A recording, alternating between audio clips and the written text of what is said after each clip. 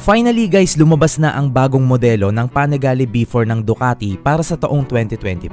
At katulad pa rin ng dati, hindi na naman nila tayo binigo pagdating sa pagbibigay ng napakaangas na design sa kanilang mga motor na ginagawa. Dahil kung makikita nyo, ito na talaga ang true definition ng isang sports bike dahil sa sobrang aggressive, napaka-sharp looking at talaga namang nakakabaling leeg na disenyo na bagong Panigale. Ano-ano na nga ba ang nabago sa motor na to magmula sa kanyang previous model? Tara, in this video, ating isa-isahin ang mga nadagdag dito.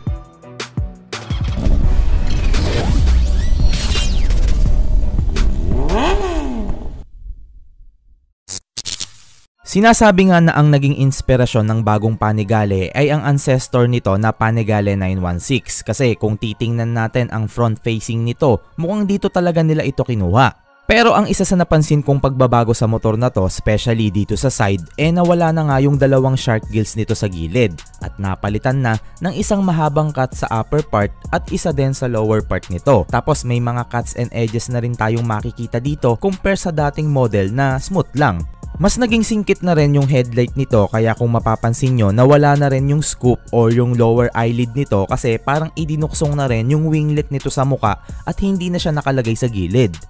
Kung mapapansin nyo, match na rin ang kulay ng winglet nito sa kanyang kaha, unlike dati na kulay itim ito. Pero ngayon, ginawa na rin nila itong kulay pula, kaya naman nakakagawa ito ng illusion na parang isang buo na siyang kasama sa head pairings ng Panigale. Pero guys, hindi lang naman kulay ang nabago sa winglet nito, kundi yung kanyang itsura. Parang pabaliktad na kasi ang pagkakalagay dito, kaya naman nagmukha tuloy itong clone ng isang Beetle na para sa akin nakakadagdag palalo sa angas ng Panigale B4.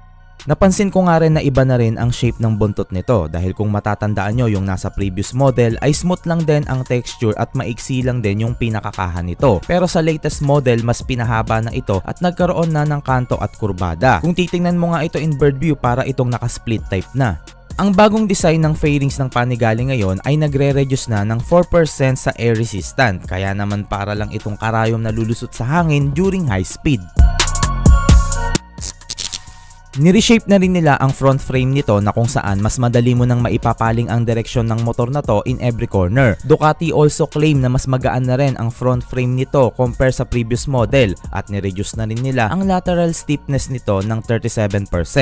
Aside from that, nagpalit na rin pala ang Ducati ng swing arm sa kanilang Panigale na kung dati ay naka single-sided swing arm, ngayon ay naka double-sided na ito. Actually, bago ito gawin ni Ducati, nagsagawa muna sila ng riding test para sa dalawang Panigale na naka single-sided swing arm yung isa at naka double naman yung isa. At sa ginawang test run na yon, nakita nila na mas efficient ang double-sided swing arm dahil mas nagbibigay ito ng magandang balanse sa kanyang rear wheel. Pero kahit nga double-sided na ito ngayon, mas magaan pa rin ito ng 2.7 kg compare sa dati nitong single-sided swing arm. Kaya napakalaking pagbabago nito sa kanyang handling. Mas naging mahaba at malapad na nga rin ang upuan nito na nagbibigay ng mas malawak na movement para sa puwet ng rider. Nireshape na rin nila ang kurba ng fuel tank nito para mas madali mo nang maigrip yung tuhod mo dito kapag nagbabanking ka. Mas pinaglapit pa ng 0.4 mm ang dalawang foot peg nito kaya naman mas makakapag-tuck in pa ang rider dito. And also dahil sa mga nabawas na weight sa motor na to, mas kakayanin mo nang imaniobra ang Panigale.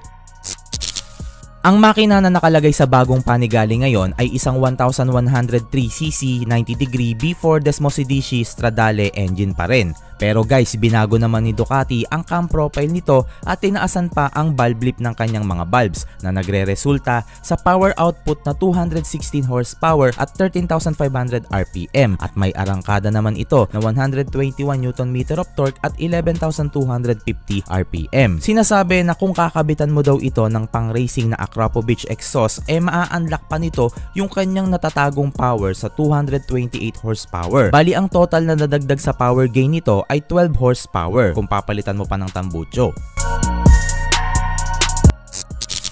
Ang nilagay na suspension ngayon sa B4S ay ang 3rd generation electronically controlled na Öhlins NPX30 na fork at TTX36 naman na rear shock sa likod, and both suspension ay may kakambal na rin na steering damper. Bago na nga rin ang braking system nito, and Ducati claims na eto pa lang ang unang model nila na kinabitan ng Brembo High Pure Caliper. Dahil compare sa ibang motor nila na naka Brembo brakes, di hamak na mas magaan ng 10% yung High Pure na nakakabit dito. It can also disperse the heat effectively. Sa mga hindi nakakaalam, during race, umiinit ng sobra yung mga caliper ng motor kakapreno. At kapag sumobra na ang init nito, nawawala na yung grip nito. Kaya medyo humihina na ang kanyang stopping power. Kaya yung ibang sports bike, kung makikita nyo, may caliper scoop sila na nilalagay dito bilang cooling system sa kanilang mga caliper. Pero dahil sa makabagong teknolohiya ng Brembo sa kanilang High Pure, mas napapakawalan nito yung init na natatamo niya during hard braking. Kaya asahan natin ang makapit na preno kahit long laps pa yan. Pero hindi lang naman yan ang bago sa Panigale dahil meron na rin itong Bosch Combined Braking System or Combi Brakes kung tawagin. Kumbaga pag pinisil mo na yung brake lever nito sa harapan, may konting brakes na rin na naa-apply sa likuran nito kahit hindi mo natapakan yung kanyang foot brake. Katulad ng dati, nilagyan pa rin nila ito ng maraming electronics para ma-maximize pa rin nito ang kanyang full potential power and at the same time para mas maging safe at convenient pa rin itong gamitin. Katulad na lang ng riding modes, power modes, wheelie control, traction control, slide control, engine brake control, power launch control, tire pressure monitoring, anti-theft, cruise control, and also meron na rin itong quick shifter.